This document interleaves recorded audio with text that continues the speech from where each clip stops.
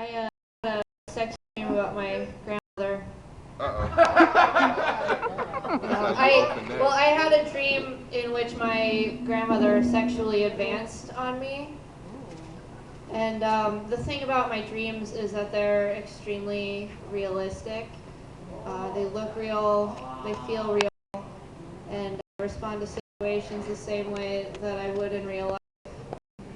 And so in this dream, when my grandmother advanced on me, I was like, whoa, Grandma, this is not going to happen. So it's good to know what I would do in that situation. I used to have a white 2004 Chevy Impala. Super boring car. So I was like, I'm going to have to do something about this. So I painted a rainbow on my driver's side door because I'm not very creative and I apparently want everyone to know that I'm gay. And then when the shooting in Orlando happened, my dad texted me and he was like, I think it's about time you repaint your car.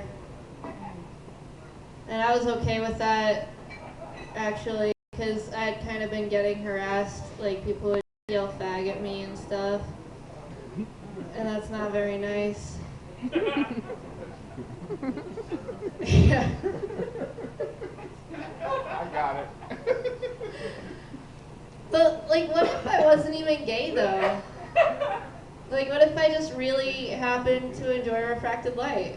Then the joke would be on them, I guess. No, it really does make me sad, though. Like, not for me, but for, like, that person, you know. Because what kind of person sees someone and thinks, I don't know this person, but in the last 5 seconds, I've concluded that their lifestyle choice doesn't match up with what I ignorantly find to be acceptable. So I'm going to yell some weird shit at them, and then maybe they'll find Jesus. Or kill themselves. But, like, the worst part, though, is that in all of their devoutness, or whatever, like, they completely miss the point of all the stuff that Jesus actually said. You know, stuff like, love thy neighbor, and don't judge, because that's totally not your place. Or, you know, basically just stuff like, don't be an asshole. Actually, I've never read the Bible, so I don't know what Jesus said. But, let's find out. Google it. Oh my God. You just pulled the Bible out of our pocket? I gotta love it. Okay. For the body is not one member, but many. If the foot shall say, because I am not the hand, I am not of the body, is it therefore not of the body? And if the ear shall say, because I am not the eye, I am not of the body, is it therefore not of the body? If the whole body were an eye, where were the hearing? If the whole were hearing, where were the smelling? So that's something Jesus said.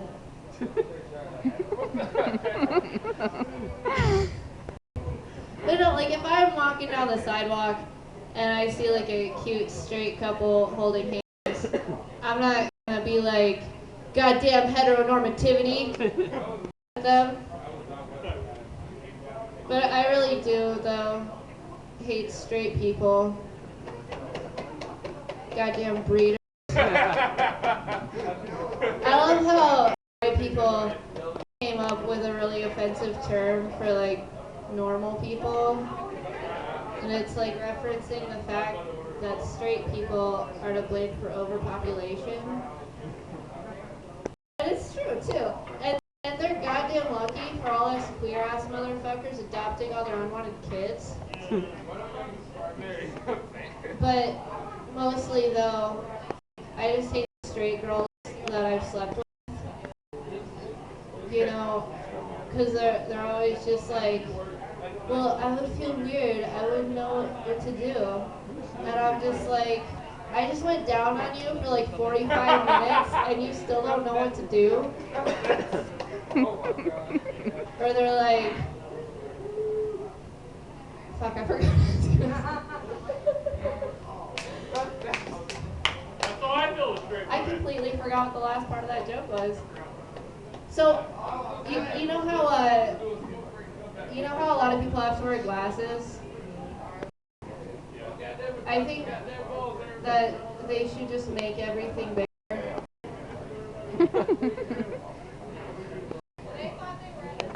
Yeah, I met a girl today. Woo! I think she might finally be the one to get a restraining order. I really like her a lot.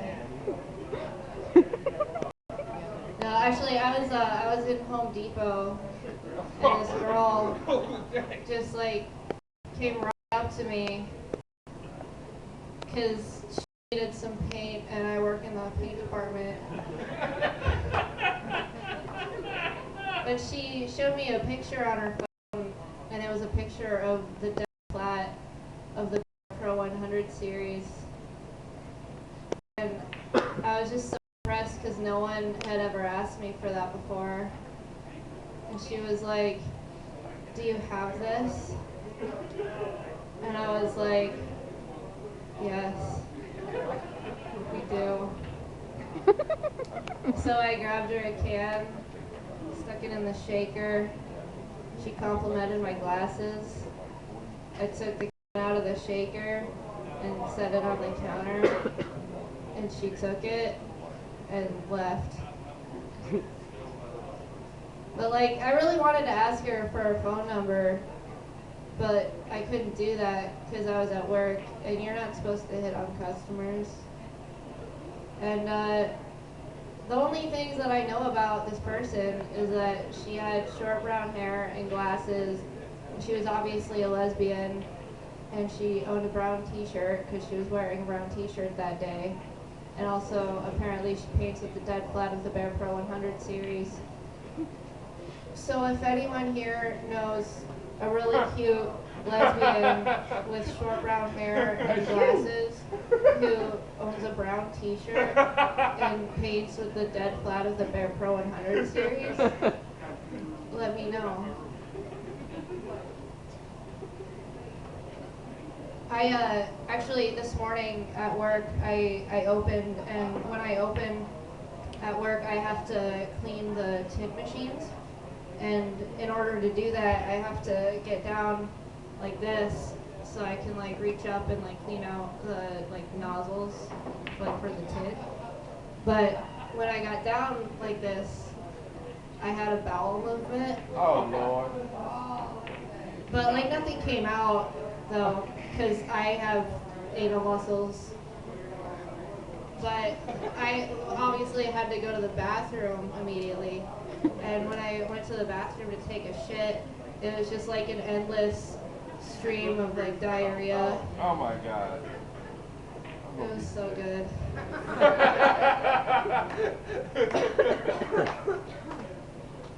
My mom slit my throat with a box cutter when I was a baby. I really haven't had the best of luck with women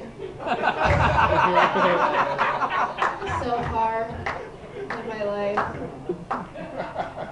I always thought that if there was anyone that I would want to date, that it would be myself, because I'm really good looking and I'm really good at doing it. And I actually met a girl once, and like I don't want to give away her name, but I'm just gonna call her Sierra because that was her name. And she looked a lot like me, and you know, had similar interests, whatever.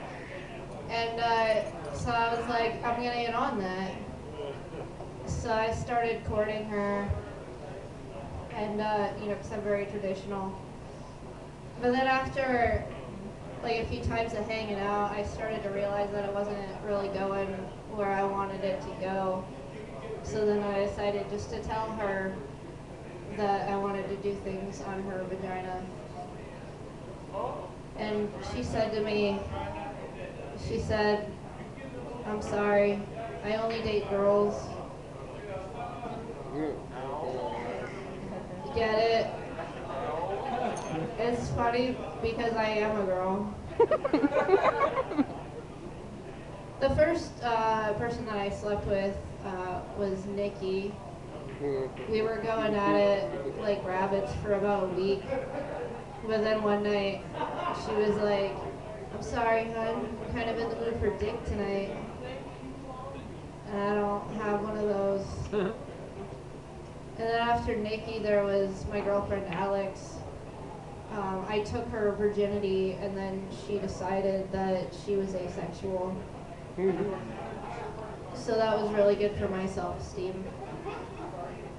And then after Alex, there was Emma, who didn't really understand the concept of monogamy. And then after Emma, there was Heather. It was going really well for a while there, but we were just like watching Bones every day. And then we ran out of Bones episodes to watch. So it was all kind of downhill from there. But then 8 months after I broke up with her, I got a tattoo of her name on my wrist because I cling on to things. And then after Heather, there was Harmony, who is straight. And then there was Brittany, but she's dead now. So I understand the concept of Easy Mac. I do. It's, you just put the water in and you microwave it for 3 minutes, and then like you put the cheese in and you stir it and you eat it. But I still prefer the regular level of difficulty Mac. I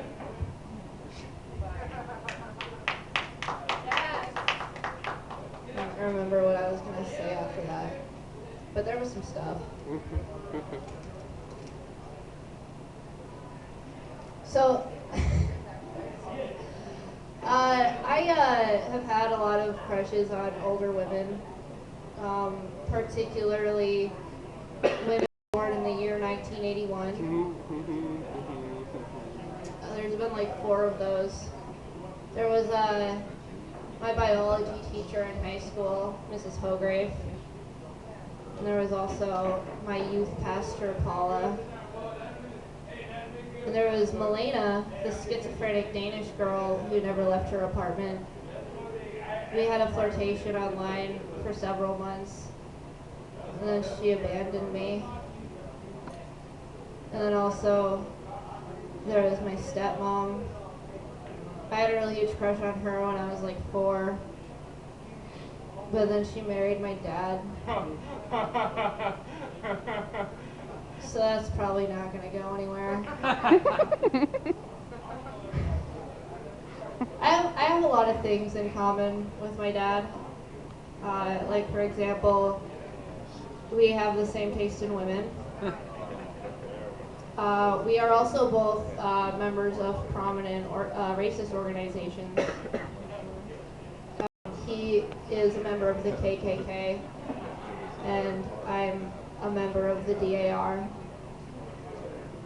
And if you don't know what the DAR is, that stands for the Daughters of the American Revolution. I feel like everyone hates me now because of that joke, but I'm really not racist at all. My dad definitely is. It's just a joke. Oh man, no, I think, what? Whatever.